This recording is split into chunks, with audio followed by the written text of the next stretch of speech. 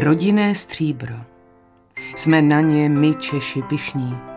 Říkáme si národ muzikantů a básníků, chlubíme se českým pivem, Prahou, folklórem, okřídleným šípem pana Škody nebo kontaktními čočkami pana Vichtrleho.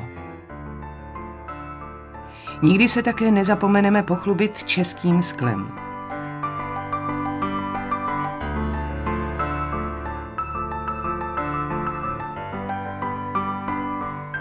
Jen málo Čechů ale může mluvit o českém sklu tak, jak o něm hovoří otec a syn Tomovi.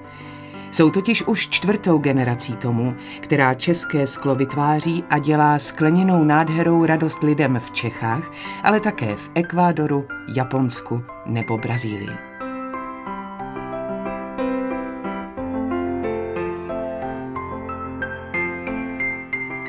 O své rodinné stříbro pečují Tomovi s láskou k řemeslu a s úctou k dovednosti předků.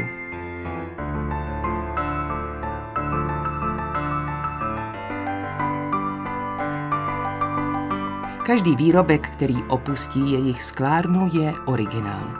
Na každém jsou stopy mnoha rukou, kterému s mistrovskou rutinou v dlouhém procesu dávají tvar, třpyt, barvu a eleganci.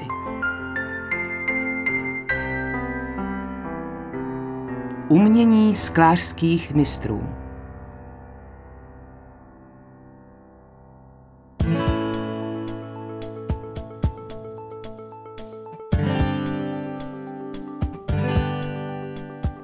V Čechách se sklo tradičně tvaruje foukáním skleněné baňky do dvoudílné dřevěné formy. Je to prastará metoda. Používala se už v 5. století před naším letopočtem. Forma dává sklu tvar. Většinu složitějších tvarů nelze ani jinak vyrobit než foukáním do formy.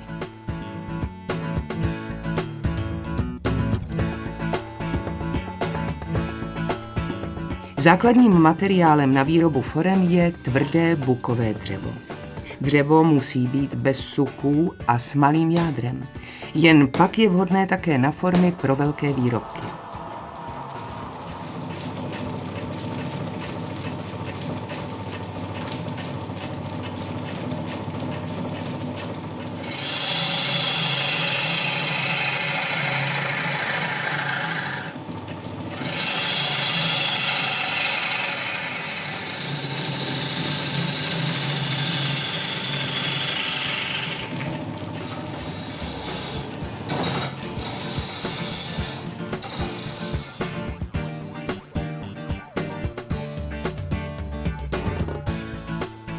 Podobnou strukturu jako bukové dřevo má také dřevo hrušně. To se používá na výrobu forem pro menší výrobky, například zátky nebo malé skleničky.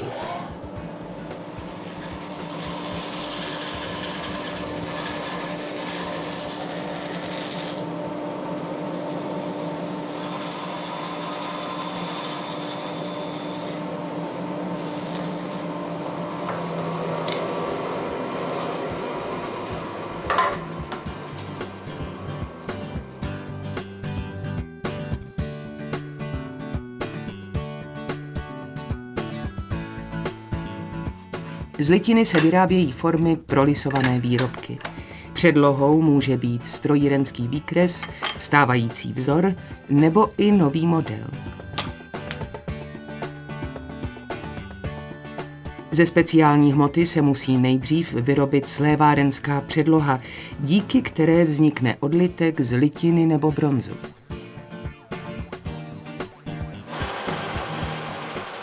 Hrubý tvar odlitku čeká ještě mnoho operací, než se do něj vlije sklovina.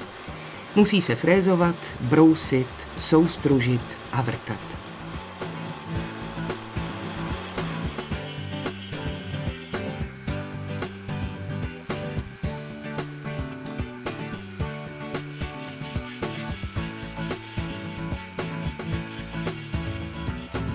Velkým pomocníkem při výrobě většího počtu stejných forem je kopírovací fréza.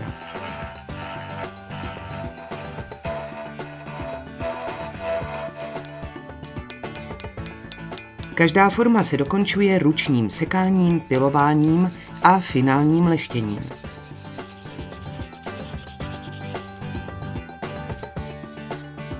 Formy bývají jednodílné, ale mohou se skládat i z více částí.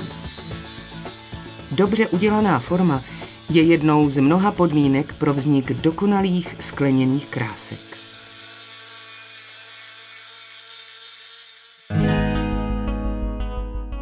Každý sklářský kmen obsahuje stejné základní suroviny: oxid křemičitý, oxid sodný a oxid vápenatý. Jejich přesné poměry a složení přídavků si pochopitelně každý majitel sklárny přísně tají. Toto firemní tajemství zná kromě otce a syna Tomových jen huťmistr.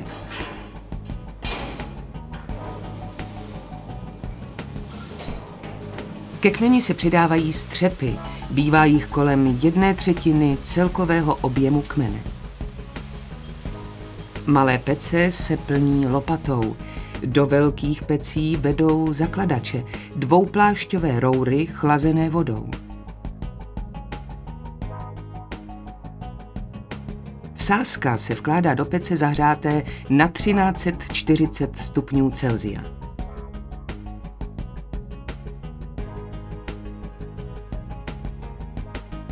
Pec se zakládá na 2krát, aby se vsázka dobře protavila. Tavbu řídí počítačový program, ale bez zásahu huťmistra se neobejde. Není to jen sklářská legenda, že tavba probíhá jinak za bouřky a jinak za hvězdné noci. Huťmistr musí být nejen výborný technolog, ale také tak trochu alchymista.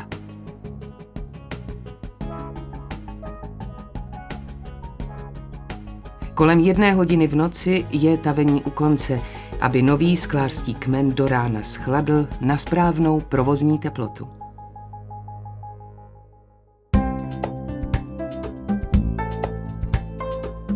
Forma je hotová, kmen připravený, nastupují foukači.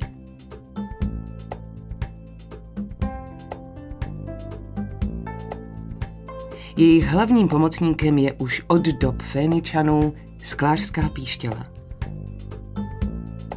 Tato trubice s náústkem mívá různý průměr i délku, bývá dlouhá kolem 150 cm. Na menší výrobky se ale používají píšťaly kratší.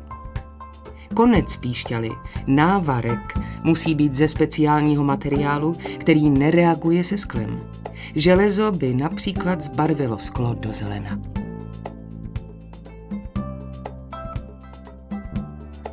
Před začátkem vlastního foukání musí takzvaný kerblář nabrat píšťalou kuličku skloviny, kerbl. Teprve na ní se dobírá finální množství hmoty.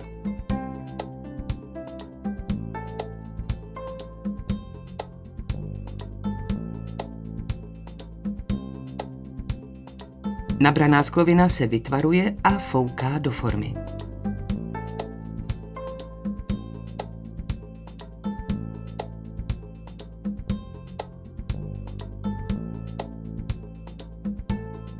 Pro menší výrobky je třeba mít v peci vyšší teplotu, proto se s nimi